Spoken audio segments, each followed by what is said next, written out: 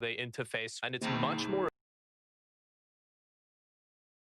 alternative with like because you have like Windows ARM devices that they have to like convert for the software to like read or for the ARM CPU to read the software or whatever. But the way that Apple's done it is just infinitely faster.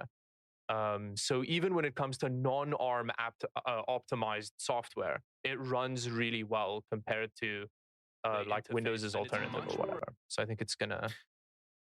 Well, and what I would say is that this is something I brought up, to a couple people that are sources or just people in the industry. A lot less of this being like, oh, like secret info, and more so just being, what's your take on NVIDIA buying ARM? Yeah.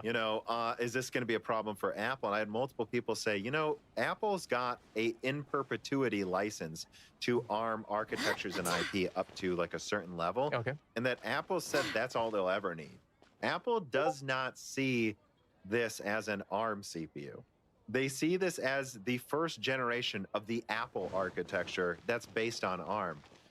They can do whatever they want with it from now on, and they're a $2 trillion company. Yeah. So if it starts to have more and more differences from ARM, they'll be like, we'll hire more programmers, don't worry. Yeah. So I think that's worth pointing out too, is just like when you see it outperform like ARM on other products, it's because, well, they don't see it as ARM, and they have $2 trillion to spend optimizing for it. Yeah, no, I think it's definitely gonna be a huge factor going forward. All right, so I just added David Does Tech Stuff to the description in my notes so that people know where to find you. But is there anything else? Like, I'm looking over like my videos. I mean, we talked about Ampere, we talked about RDNA 2, we talked about the consoles, Zen 3, Comet Lake, Tiger Lake, Renoir. Oh, I think I said Renoir twice. What is there anything else that you wrote down, or that you want to talk about from this year that's interesting? Because you're the main person in this series for talking about the majority of the year. No, I think we covered it. You can say no. Yeah. No. I think we've covered it really well. Like a lot of the questions were really good and very interesting.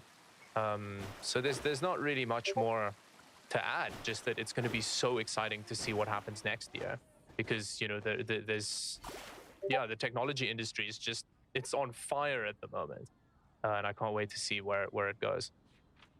Well, yeah, I guess this is one final question I will ask